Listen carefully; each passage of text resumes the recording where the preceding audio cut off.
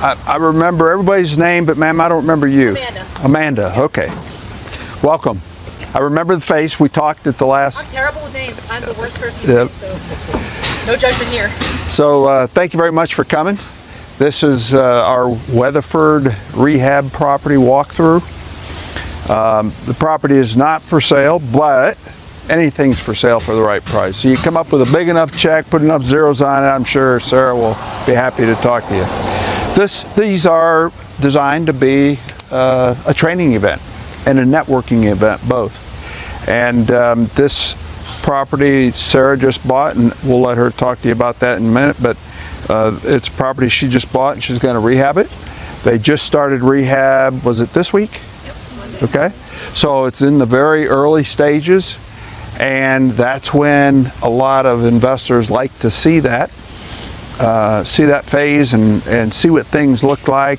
And we've got Paul with Rugged Construction here today. We got Ryan with Longhorn Investments who handled the money, and we've got Don here for Roof Max. So they're going to be talking to you about the roof and maybe some funding questions, and Paul with the rehab. And what I found, we've done I think 3 or 4 of these now in the past, and they've always come out really good. People really think it's a good thing for them, especially new in the business. But again, don't ignore the networking opportunities. If you have business cards, be sure to trade them and talk to everybody and shake hands and stuff. That's what this event's for, okay? We have one little hiccup that we need to disclose. Sarah just found out that the house has bed bugs. So it's going to be up to you if you want to go inside or not. You know, I'm probably going to stay right here. Today's my 48th anniversary, so my wife probably wouldn't appreciate it very much. So I'll probably... the gift that keeps on giving. No, no, she does not. Because I love you, right? But anyhow, so I was telling Sarah I just started one at Denison. I wasn't in the house 30 seconds and I was covered, couldn't even see my legs with fleas. yep. And We were talking about some stories about that earlier. Been there, done that. I'd rather get rid of roaches than fleas or bed bugs. Yeah, fleas are bad. I've been fortunate with no bed bugs, but my flea story is I walked in a house with white anklet socks on, and these folks, I feel sorry for the new landlord because they were going to move into another rental, so they took all that mess from the house to this other place that they moved to. But I walked back outside and I happened to feel something itching on my legs, and I looked down and they were just black and my legs were covered.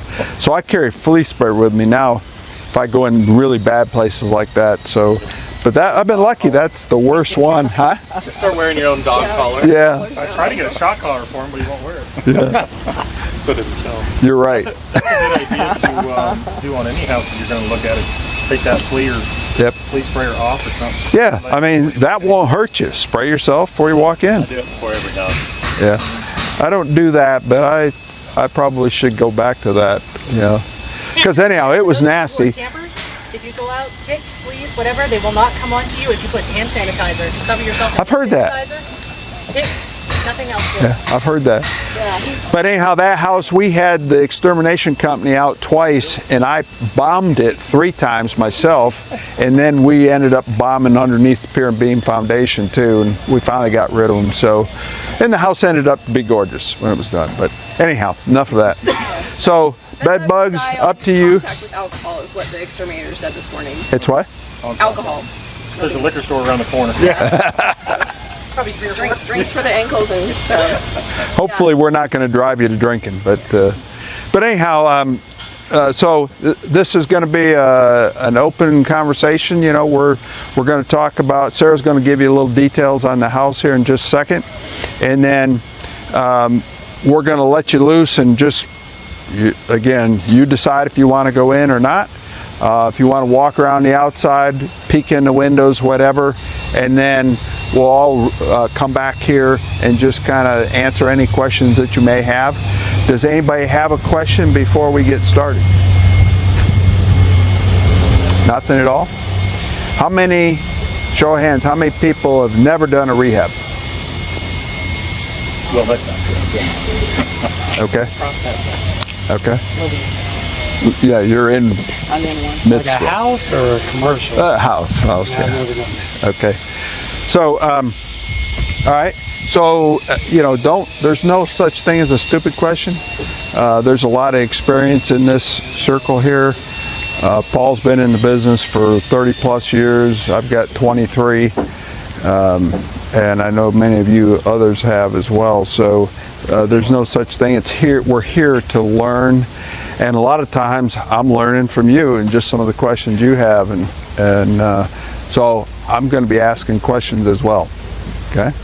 So if you are a member of the group and you are using the premium website upgrade, feel free to get your phone out and walk the house or outside the house, whatever, and do your rehab estimate on your repair estimation tool that's part of that upgraded software.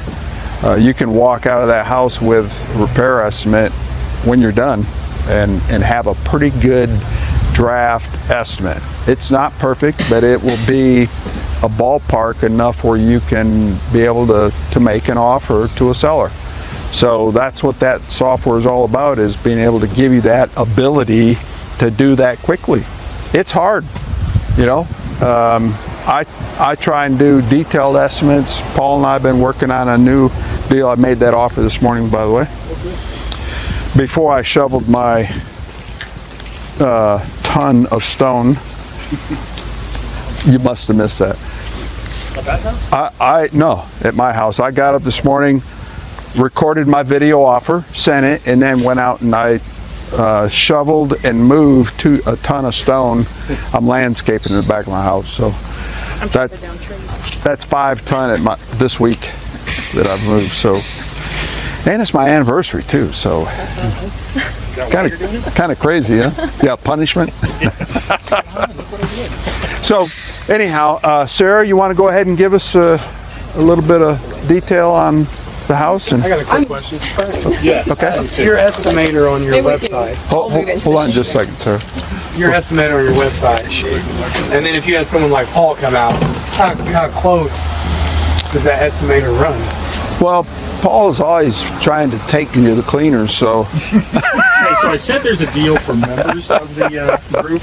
Never said anything about the members. So the default tool, if you just use it straight out of the box, so to speak, it's on the high side because it is set up with a nationwide contractor's pricing numbers.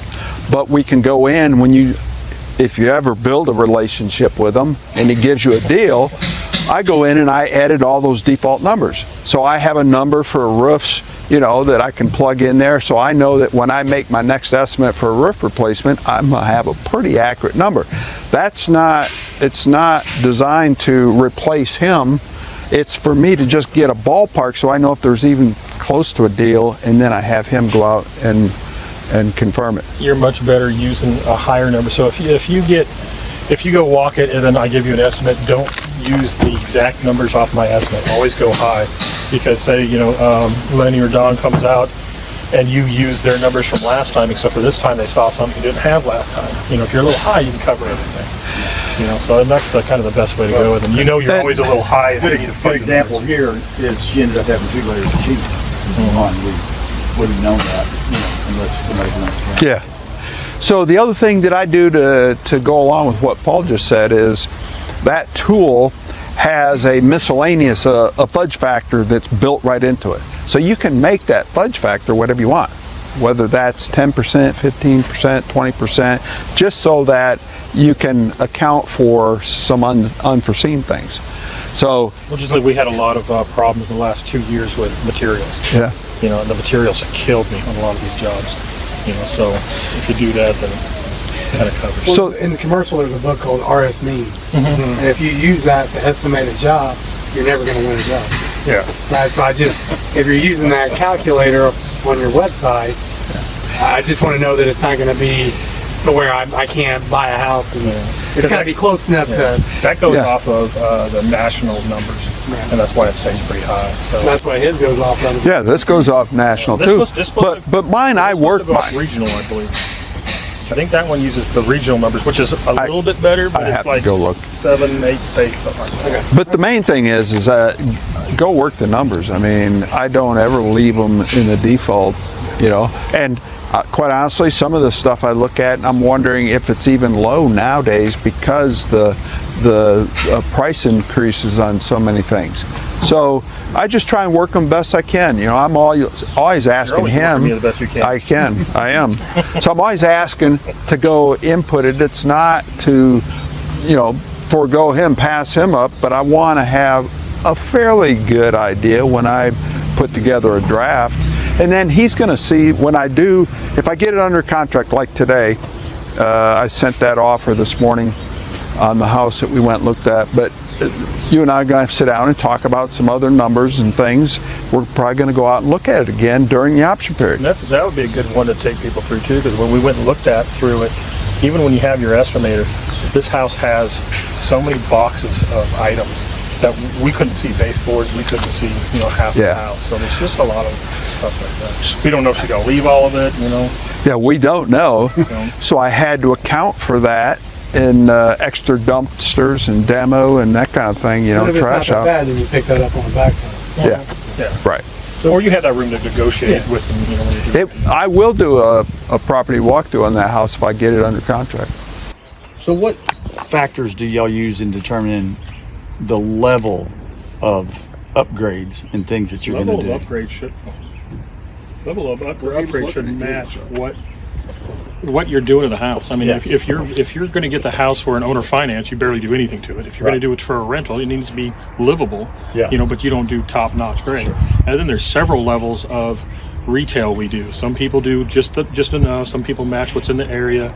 I've got several clients who they like to do better than what the surrounding stuff is. So that way theirs stands out the most. Sure. If everything else has Formica countertops, then they want granite. Yeah. If everything else has granite, then they might want quartz or something. Yeah. So they just do the little things. I always do my personal houses. I always do a little bit nicer than everything else. I'll do that one thing so it stands out, because I want the people walking away saying, hey, I remember that house with that real nice quartz in it. Right. You got to make your house stand out. Little Put a bitty bowl of things, candy if there's nothing for the house to stand out. Put a bowl of candy, Right. because the kids are going to tell the parents. Right. The things that we've done over the years, has always paid off. We've always gotten asking or higher and sold very quickly. But you got to take into account the neighborhood, what the price range of the homes are, what the condition of the homes are, what other kind of things are going on in the neighborhood, as part of that analysis. So, going off of the tool, it's an estimator tool. It's not a bid tool. Your bid tool is over there. Your estimator tool is what you got on your phone. And I got stuck when I started 2009, 2012, like that first 3-year period I did about 6 homes during that time frame. I was stuck because I love spreadsheets. I was an accountant by trade, so I wanted everything to be on my spreadsheet.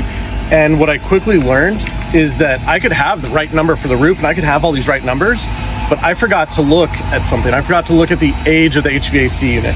So I think it's more important than just using the tool to get an estimate, is using the tool to make sure you're looking at everything that needs to be looked at.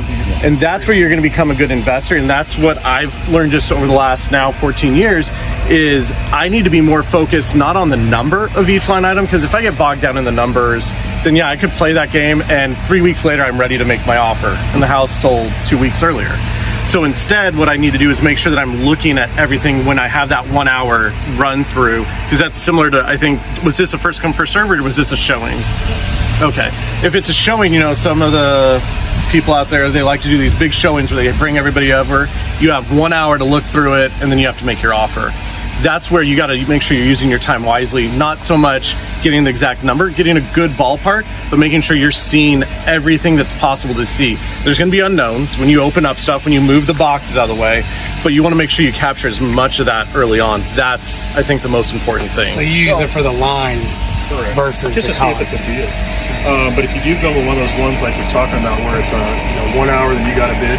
If you're not if you haven't bought a lot of homes that way, just call up somebody and take somebody, another member with you or something, buy them lunch.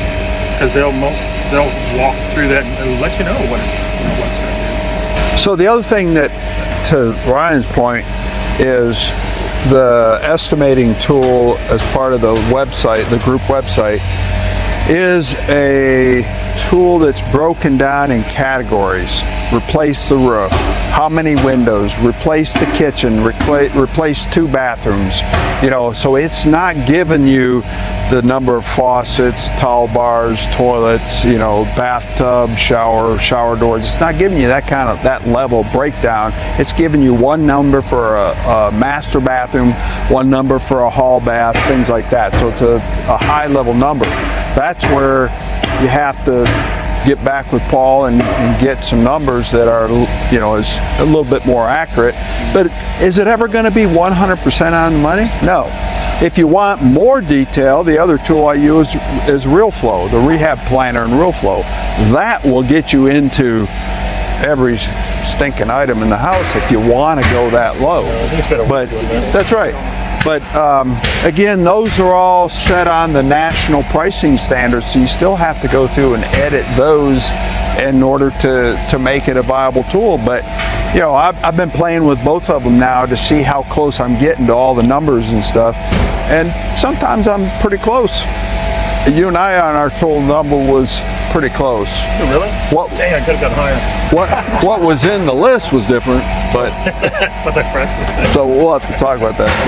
But those tools are meant to assist you. They're not meant to be your guiding light, your exact numbers. They're meant to give you a ballpark so that you can put together that offer and make it. And during your option period, then you fine tune it. Unless you're going in like me with no option period. But you got to be sure Our estimate is a line item estimate, so that you can just take the numbers right off of there and do it that way. If a contractor comes up and looks at a place and says, I can do the whole thing for $45,000, don't. There's not enough detail on there. You don't know what they're going to do. Yeah. So a lot of it's in what you are comfortable with and what you get used to, and are you an accountant, thinker brain, kind of guy who go through every little detail, or do you just throw something on the wall and see if it sticks and then go adjust from there, Sometimes you got to jump, though. Sometimes you got to jump. Okay. Any other questions? Was there a garage here at one time, or is this always been? I felt the same way when I first saw it, because it gives me that impression, but it wasn't. It doesn't seem like the way because that's the porch and this is the driveway. Yeah. But there was an addition. That master bedroom in the back is an addition later on. Okay, so you want to give us some details on? Okay. Well, my name is Sarah. I'm a new real estate investor, and this is my first fix and flip, so I'm excited to learn just as much as well. Awesome. So I found this house through a wholesaler. I reached out to him and I told him I was looking for 3-bedroom, 2-bath family homes in Weatherford, Azle, and Benbrook. And so he knew that when that 3-bedroom, 2-bath came up in Weatherford, he called me. And so, he called me 4:30. By 5:30, we were out here. I made my offer that night, but I said, until I can sign that $5,000 non-refundable check, I want to run some numbers past an experienced person, send them out to them just to make sure they were good and I wasn't getting the sparkles in my eyes. And he sent back everything looks good the next morning. So, and my verification was when I sent it to Ryan, and he said, yep, numbers look good. So that's when I went ahead and made my offer. There was a little bit of counter offer back, but I think it was 158. I offered 148. We went to 152. So I still felt like it was a good deal. So I think it was a good deal because the wholesaler, which was one of the larger wholesalers, had this priced. Well, they did not have a proper ARV. The ARV they thought was like 15,000 less or more, less than what it actually came back at. And what I saw and what Tony saw. Yeah, and that's what really spooked me, because I've looked at enough houses through wholesalers that they're always, they have these magical ARVs. It's like, no way, where did you get this number? And true, their comps were still not comps. So I drove my comps, my neighborhoods of, they looked appropriate to the neighborhood this is in. I looked at the finishes, and that's kind of how I decided what finishes I wanted to go with. Nothing. I do want to make it nicer. There will be granite countertops, but there's going to be nothing over the top. The neighborhood doesn't really warrant it. I did tell her to enjoy that moment where the wholesaler underestimated the ARV, because that'll never happen again. Man. I didn't believe it either. Like when I was checking my numbers, I was like, this can't be right. And so I looked at them a lot before I sent that over to you. Yeah, that's what really made me nervous about the whole thing. That was my only hang up. But so you did the right thing, and it's one of the reasons why it's so important you build a team. You need the contractors, you need the private money and hard money guys, you need the roofers and AC guys and stuff. You need the people you can trust and rely on to get good numbers for you. And of course, you need real comps. These free tools out there are not the thing to be using. You want to use real MLS comps. So what was your ARF on this one?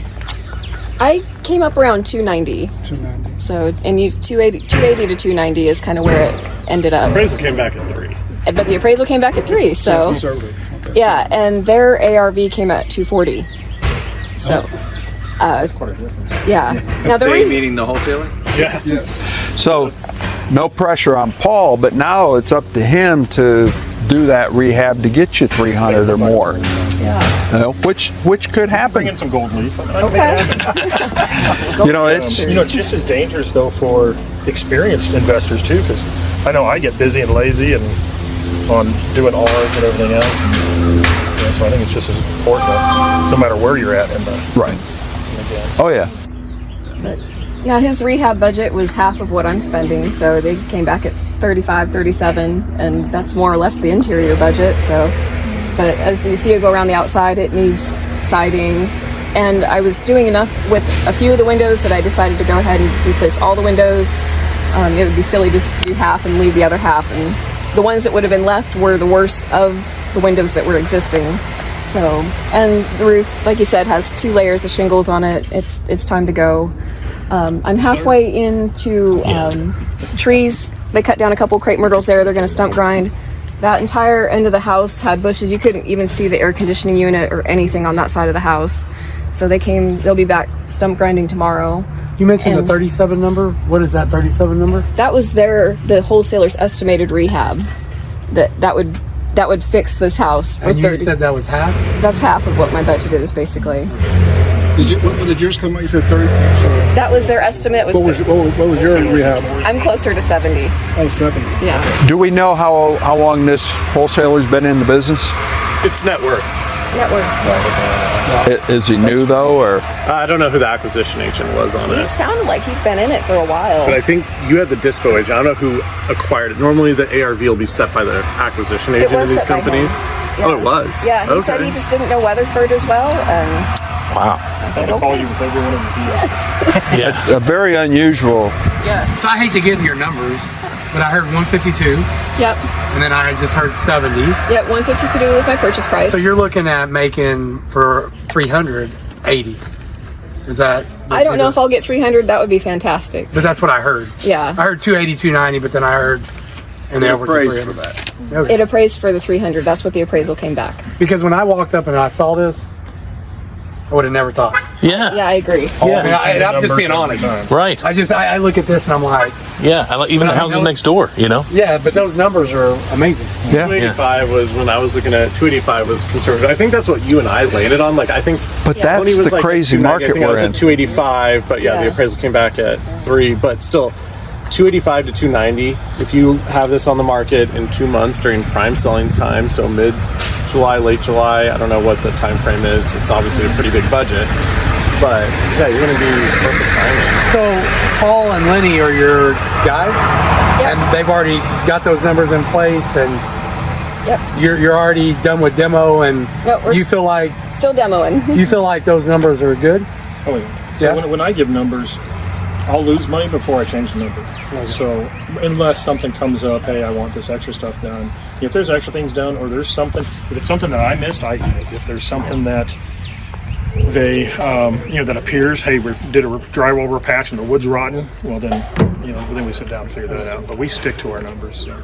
Yeah, we're the same way. I mean, on this one, I think I neglected to put in new drip edge, but I'm going to throw the drip edge in there because So, not me. We don't stick to our numbers. We go off of the appraisal. And luckily, in this case, the appraisal came back good. But yeah, our learning's all off the appraisal.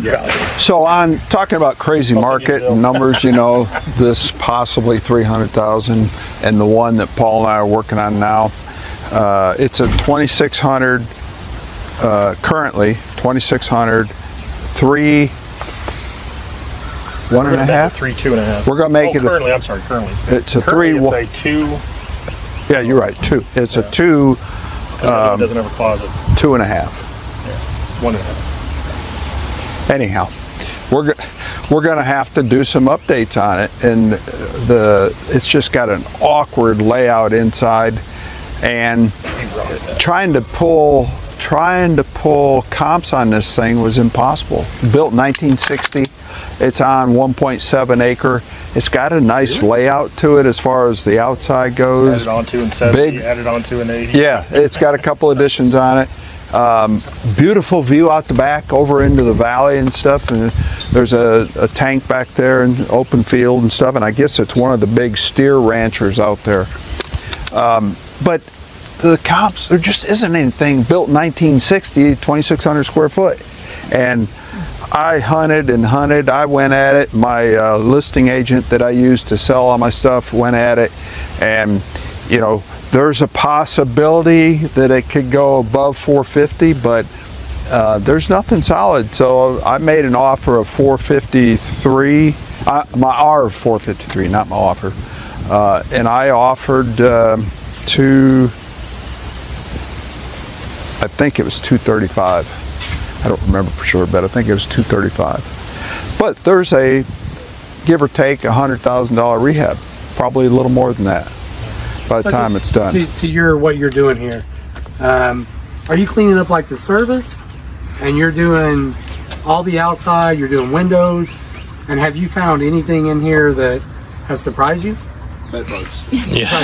Yeah. And, for the bed bug aspect, the exterminator came and walked through. He said, I see evidence, but I don't really see any right now. And much to my horror, I found one in my own house this morning, so I'm dying right now.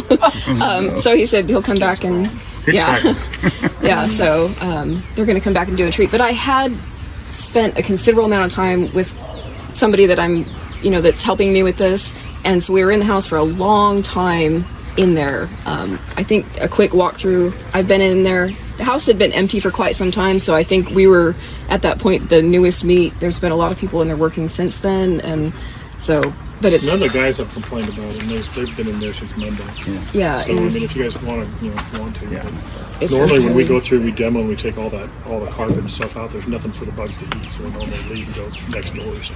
Yeah, so... Those are the kind of houses you want to come across. Yeah. And so, you got to hold your ear, and you got to watch your stuff. Yeah. So if you're experienced, the nastier they are, the better they are. You can make a lot more money, because just like what you were saying, there's 90% of your investors are like what you do. You walk up and you go, I'm not messing with that, and they take off.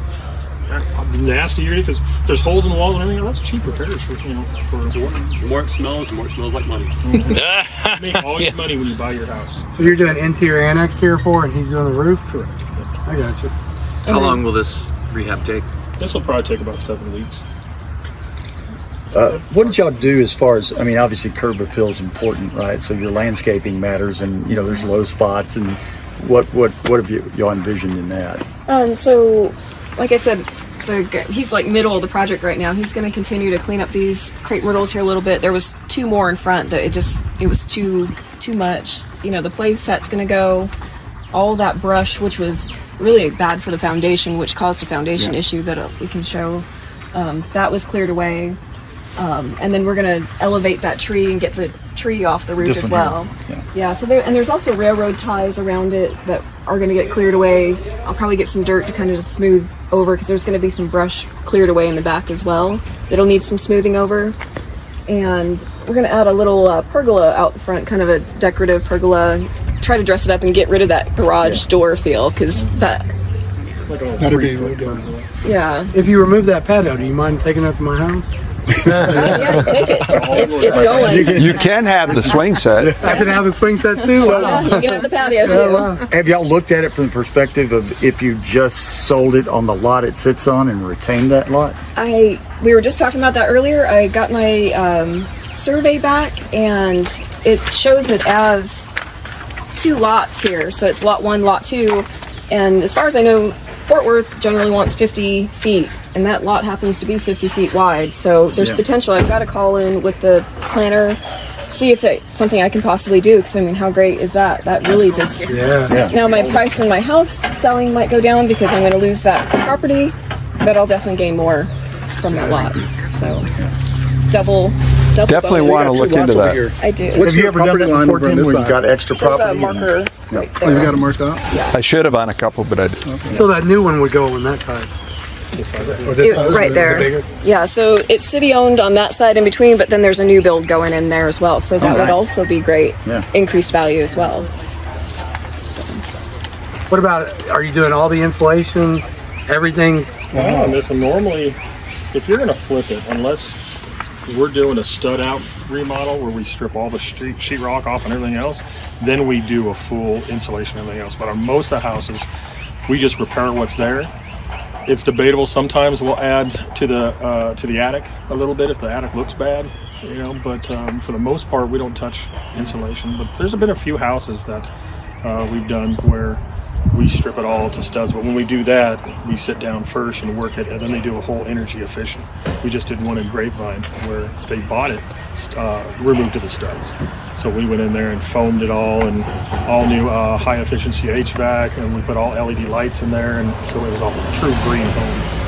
So it just kind of depends on what you have to work with. What year is this? 85. 85. Wow. Have you considered just getting rid of it and just put a new build into it? No, I mean, it's really, for what it is, it's good shape. I mean, Because I noticed some of the houses out here. I know your higher comps are coming from these new, but just the cost.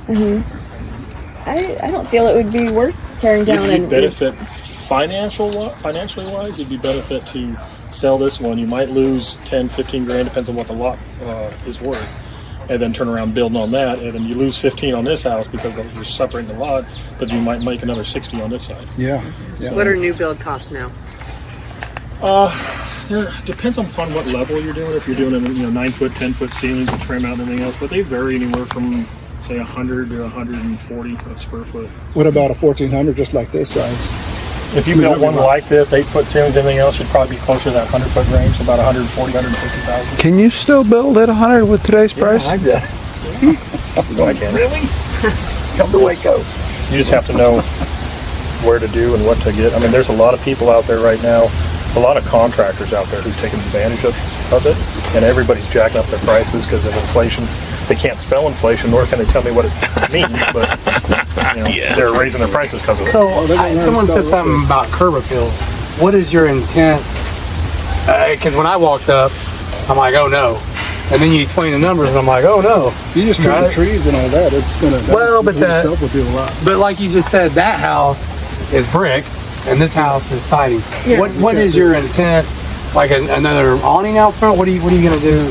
Those are some different buyers are going to be attractive. I mean, for this, it's going to be a whole different one from that guy. yeah, I mean, yeah, you're definitely right. Apples and oranges on a brick house versus a regular siding house. It's more of your entry level type right here. Yeah, it's definitely an entry level family house. I mean, the lap siding that's on it, it'll be painted a lighter color, brighter, cleaner color, and then hopefully the pergola will help dress that up a little bit. New front door and the new windows, I think in general clean it up. But I think getting the tree off the house alone will help kind of let you see the house. Without a doubt. It'll be big difference. You get some light to it. Yeah. Turquoise paint color's a little. Have to work on that. Curb appeal is. Really go yellow. I mean, you really see make it pop. They said. First impressions mean a lot when you're trying to sell a house. One of the things. Get out of their cars. Yep. One of the things that I usually do on my houses and you got to start at day one, is start working on the lawn. get the trees up and gone, get the stumps gone, and start working on the lawn. And whether that's putting down fertilizer or sod, if sod's in the budget, you know, grass seed, whatever, start watering it. And you know, you want to make it look good. Some people don't do that, but it's just one of my pet peeves. I never thought it would work, but probably 6-7 years ago maybe, one of the investors we did stuff for, he always waited for the very end of the job. And he has a hydroseed company he worked with. He'd have them come out, spray all the hydroseed, so while they're showing it, they can see that green fertilizer stuff down, and he ropes it off. And I thought, nobody's gonna, they're gonna see that. That's gonna be hideous for pictures and everything else. Man, he had so many offers, and that was a time where there weren't a lot of offers. Things were selling quickly. But. So here's another grass tip for you. I probably shouldn't tell you this because then it might impact my needs. Tell us. This only works in the summertime. Okay? What happens to Home Depot and Lowe's, their piles of sod in August? Yeah, they turn all dead, right? Well, drive through the Home Depot and Lowe's parking lots, look for that pile of dead sod, go in and ask the manager if they'd like you to clean it up, take it away. It'll be free. I've done a lot of lawns. Yeah. Huh? It'll still grow back. It just needs. That's right. All you need to do is add water. And I've had truckloads of sod like that and put down new sod in my lawn. So it's free. It's a good way to go. Just hit every one of them during the hot periods, you know, because the people aren't going to buy that sod. And be careful when you hydromulch. There's a season you can hydromulch. It's got to be certain temperature. A lot of commercial projects, we miss it. You have to wait till the very next year. You got to provide sod. So if you're going to do hydromulch, make sure it's like 80 consistently. So it burns up at once. Yeah. Just the way the lot slopes, is there any drainage? I mean, I know it's all going back that way, but it dips right there. I mean, crazy enough, there's no issues from the water draining. Okay. It's from all these plants on the side over here. Yeah. These Fantinas that their root system's crazy. Yeah. And it lifted, or not lifted. I think It sunk it. Sunk it. Yeah. oh wow. Yeah, so that was 6 piers, I think it was, 8 piers. Yeah, so there was all the red tip Fantinas. Oh yeah. And basically he said that's about the worst bush you can have next to your house because they draw so much water, and so it consistently dropped that side of the house all the way down. So there are going to be some piers that are going to go back to help raise that. Fast. Yeah, they grow fast and they're nice. So what if you had a water problem at that front porch? What would you do? Press drain. Cut that concrete, put in a grate, run the drain out. I've had to do that before. I had thought that might be the potential, and that was my initial thought because everything drains towards that front door, but it does slope back up once you can see that front porch area. And it might pull a little water over underneath that tree area, but nothing. By the time you put some gutters on here as well, there's no gutters on this house, and run them to the back and out the back because this just make sure it goes that way. Bushes, that way it naturally slopes. So hopefully that shouldn't be ever a problem with this house. Are y'all changing fencing at all, or are you going to do anything with that? Or? I'm definitely there's a chain link fence on the other side that I'm going to take out. Yep. I haven't decided if I'm going to go back with a privacy fence on that side as well. So that's still I know my property is surrounded by a chain link fence. I live in the older part of White Settlement of the house that I'm in right now, and my plan is just to, as soon as I dig all the dead trees out of the fence, which I've made progress. It's been a good aggression tool. Paint it black. I'll paint the fence. Forget a privacy fence. No one over there has a privacy fence. Somebody's going to buy that house. They're not going to look at the fence. They're going to look at the house. Yeah. So do the cheapest possible. Paint it black. Normal for that area. Yeah. It's a norm. Yeah. Do the norm because nobody's gonna. They're gonna look at that side and they're going, well, it's a chain link fence. Yeah. They don't care. Yeah, and that one is a painted one over there. Dark looks like. And I got a tree guy if you need one. He quoted. Yeah, I did 4 quotes, and this one was the most reasonable and down to earth guy. He came recommended by a city councilman over there. So. Yeah, you got to be careful of those guys. They're starting to cut trees over your roof and stuff. Yeah. You might be wanting insured and bonded type companies and not just Joe Schmuckatelli that came to work only because he woke up from his drunk, and there's plenty of those guys out there. Sometimes you get what you pay for. And I got a handyman guy too, $20 an hour for little bitty things. So are you picking the same colors and finishes over and over again to make and articulating that to him? I wish he would. I have a pretty standard color package that I use. A lot depends on, well, the inside is almost always a grayish gray color with white trim. The outside, though, it just really depends on the house. The last one, The outside's always different. Yeah. The outside's normally from about 02, 04 up to like 12 or 14. A lot of my clients would have the same color palette, the same fans, the same everything, and it's so easy. And we go in, everything's the same. Well, I don't know what happened in 12 to 14 with society, but they've changed, and it's become so selfish and so fad-like that every single house has to match whatever today's Pinterest shows. Yeah. So it's randomly different. So could you share your experience for the first time? I mean, are you running tile stores and cabinets? And let me add on to that before you answer. Is like we all have a personal preference. Are you going personal preference, or are you going something that a lot of people will like? Because like my preference would be. That's a tough one because I'm a minimalist. I'm very simplistic, and so I'm nervous and in trying to make it too simplistic and plain because I am plain across the board. So, but it's also important to be neutral as well. So you're not going in with some, crazy, very specific taste-oriented tile.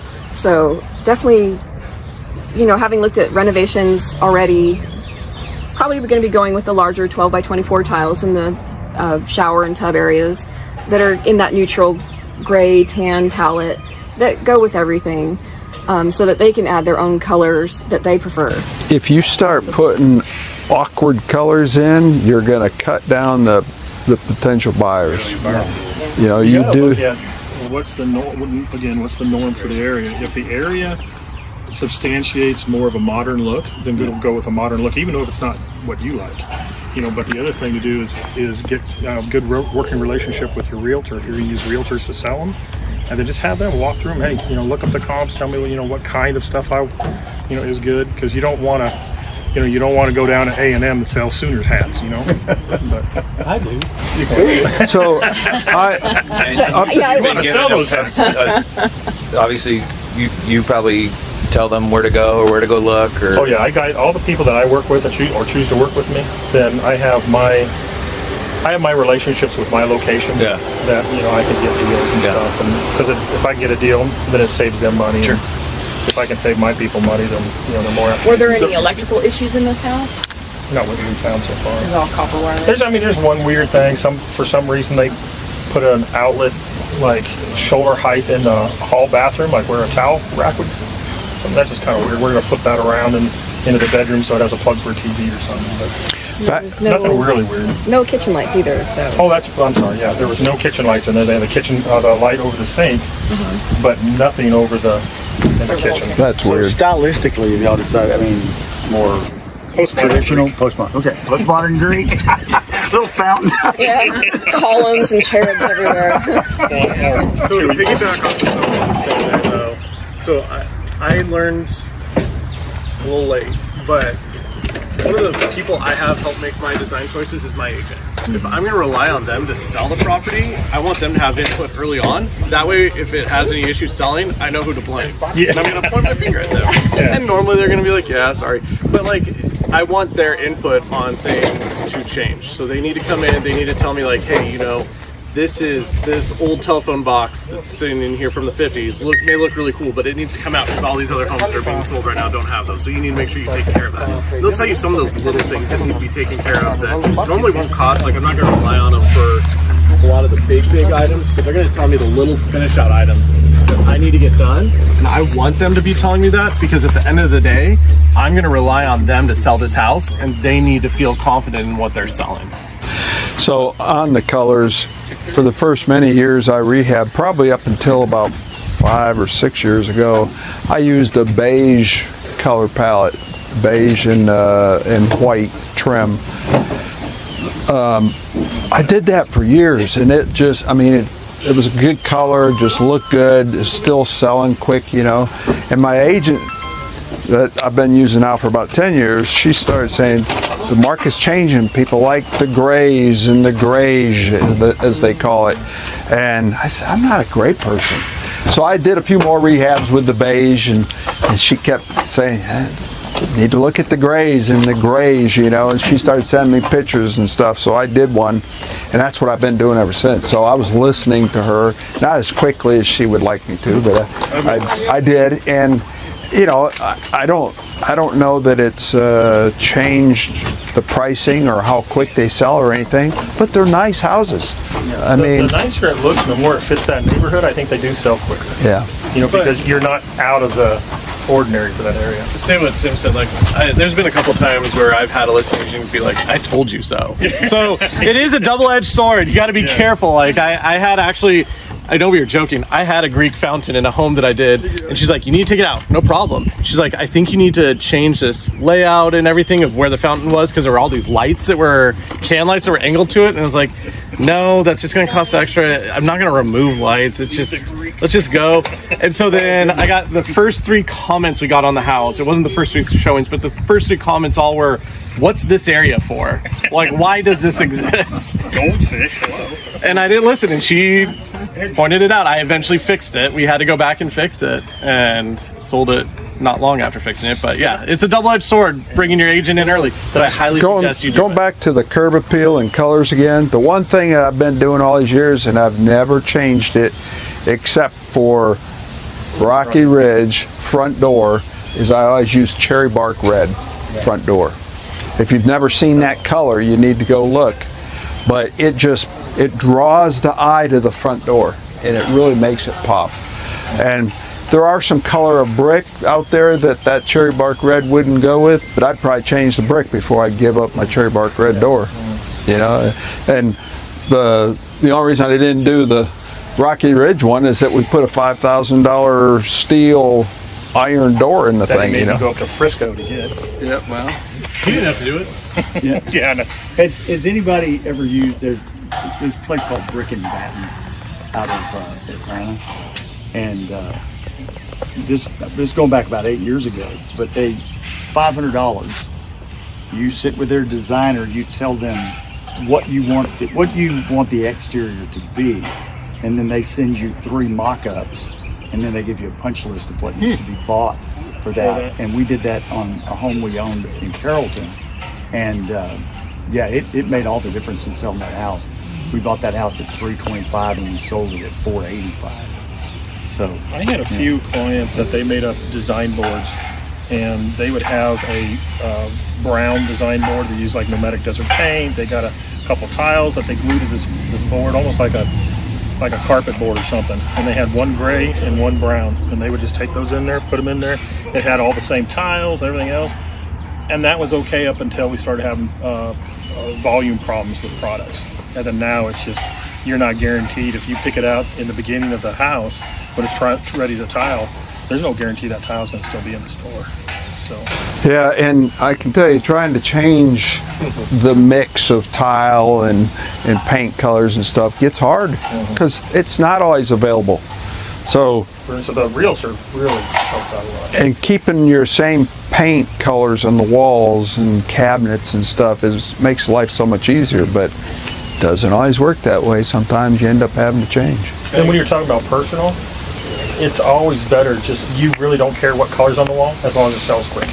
So I mean, as long as a realtor tells you a decent color and you look at it and you go, oh, yeah, I'm not doing yellow, then it's pretty decent. So the thing that I've done in my last probably half dozen houses is I've been painting a darker gray lower cabinet and a white upper.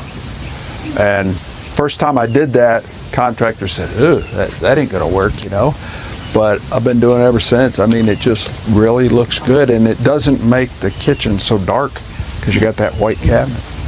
Over Works out my pretty last few projects, what I've done specifically in the kitchen, as far as color goes is I will go to the granite store and I'll see what do they have on clearance, what do they have discount, and I will do my color palette for the kitchen around what I can get the granite cheaper for. The paint's going to cost me the same price no matter what color it is, within reason.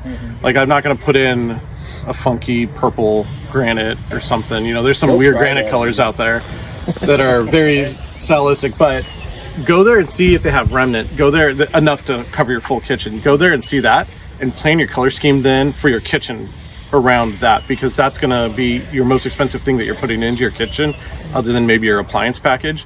But if you can get that color and make it cohesive with the rest of the house, then that's where you're going to save a lot of money. And you just buy what you know is there. We're having to do that on appliances a lot. You can't go just buy a Maytag package anymore. No. I mean, you can, but you're going to wait 2-3 months for it. So, so when it comes down to that, that's always a issue. Okay, so we've done a lot of talking, all good conversation, good questions and stuff, and nobody's went in the house yet. Why not? Can I ask one more question?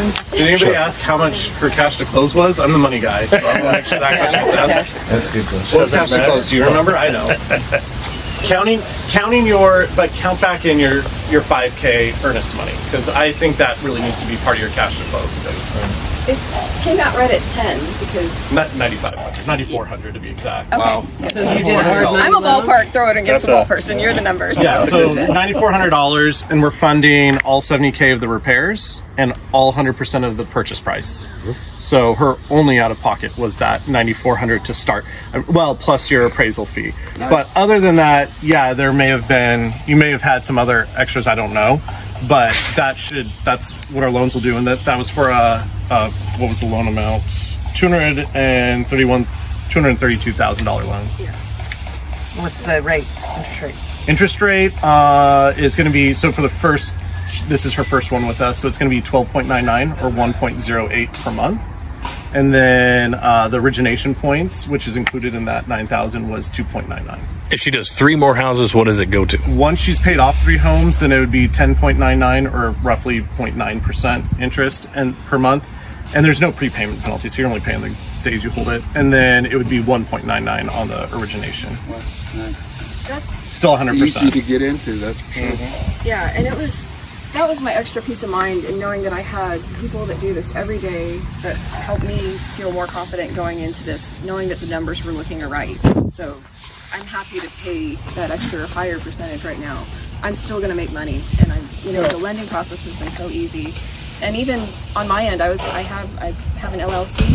I was having some paperwork issues with that, and I feel like other companies could have said, you obviously don't have it together, we're going to set this to the side, but they really were expedient in working through the process, and I'm very grateful for that. Who did you go through for your insurance? Oh gosh, who did I use for insurance? Eric Griesch.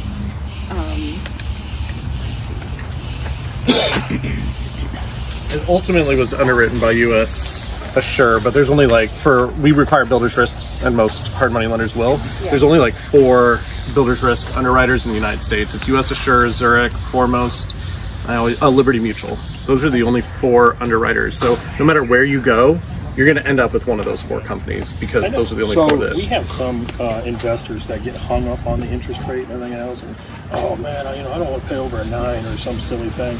But when it comes down to it, if you've got 10 grand into it, and that's your whole investment, it really doesn't matter what the interest is or how many points you're paying and everything else. If you're making 50, 60K off the property, the return on your money is incredible.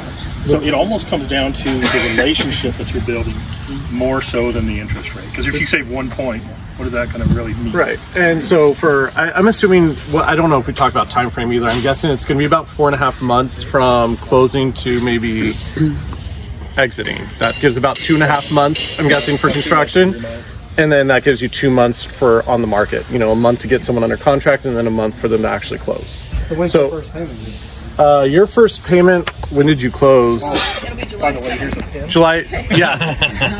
Officially due July 1st, but we know a lot of people that we work with are landlords, so we do not schedule the payment till the 5th of each month because we want to make sure your rent checks come in and clear. More importantly, so we don't actually charge interest until 5 days after, but so you're closing that 95 or 9,400 also included, you closed on the 17th of May, so that would have included 14 days of interest payments in it. So that 9,400 was 14 days of current month interest, as well as everything closed. And then her first full month payment won't be due till July 7th is when it'll come out because of the holiday.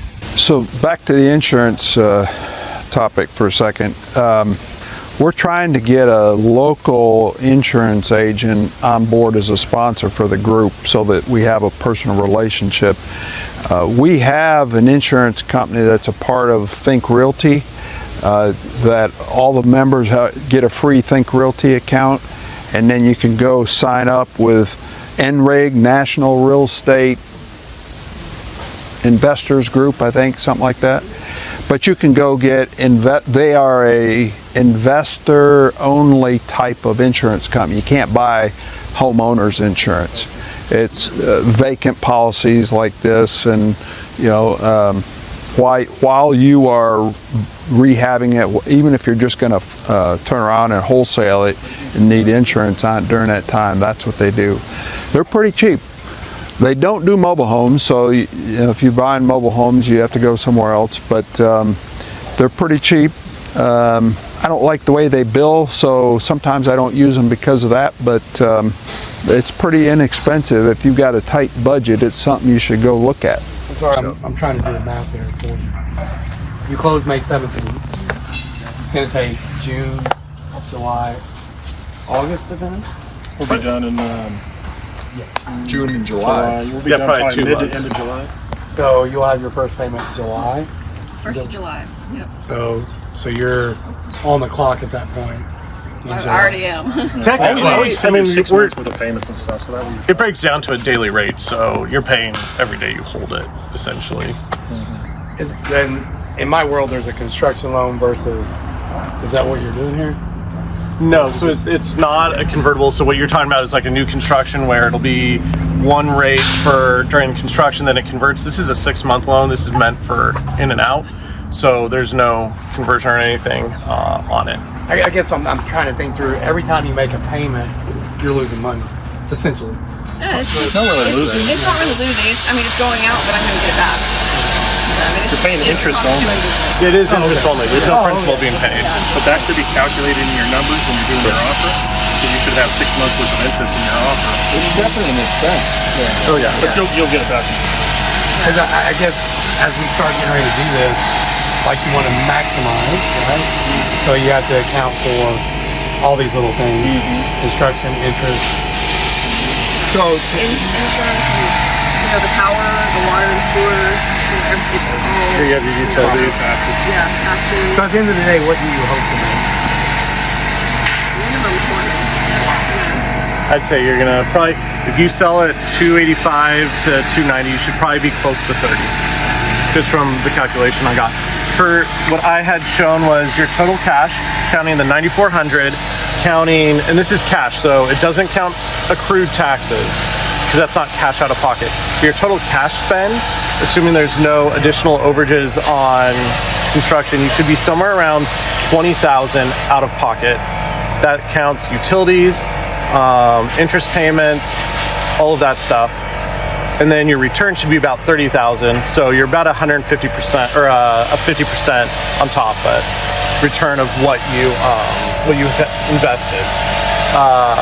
And then your overall profit though should be 30,000 total cash out of pocket, about 2021. Because I was having a hard time getting from 152 plus 70, right? 240. Yeah. And then I'm having a hard time getting from 220 to 285. 222 to 285. So let's call it 2, just to round up for things. So she still had closing costs at $9,500. She's gonna have $2,300 interest payments, and then you're gonna have I'm guessing you're not an agent, so you're going to have someone list the house for you. There we go. So you're going to have realtor fees on the back end. And then you're going to have your accrued property taxes. And then the small out-of-pocket would be like the utilities as well. So that's where you get your 30. The gross number looks so good, but the actual ends up being, unfortunately, not as much as you want to see it. So those kind of details are important, you know, to break it down and track everything that Ryan was just talking about, so you really know what you're dealing with. But to your comment about maximizing your profit, you know, one of the keys there is systemizing what you're doing. Get a power team. Don't put the contract on the house and then go find the contractor and the roofer and the AC guy and the hard money guys. You know, I mean, you got to have the power team in place and the systems and the checklists that you're going to use to make sure that you didn't forget the insurance. He probably can't start work if you don't have power, and of course the title company probably won't close without insurance. For the right price. For the right price. So, you know, you want to have all that stuff in place, you know, and to help out. I mean, a lot of the, I don't know, I can't speak for anybody else, but as far as my deals go, I wouldn't mind sitting down with somebody who's new at it and showing, hey, this is a house I bought last year, this is what I put down, and show them all the financials of it. You know, I don't really care if, But that's the benefit of having those classes too. Basically, I got a free 3-hour interview of Paul the other day, deciding, I said, yeah, I like this guy, I like who he is, and I like the work that he's shown. You said that? Wow. Said that to him? it's on tape. You know, just bothering. Should we get Paul and Sarah to give us a tour of the property, what they're going to do, and repairs we're looking at? Yep. Okay. So you were here when I told everybody there's bed bugs, right? Yeah. So I just want to make sure that we didn't miss anybody. You came in late. Okay. So I just want to say that we haven't made it in there. That's one of the big parts of today. I can't stay too awful long. As I mentioned earlier, it's my 48th, and I'd like to make it to my 49th. So I do have to go home fairly soon today.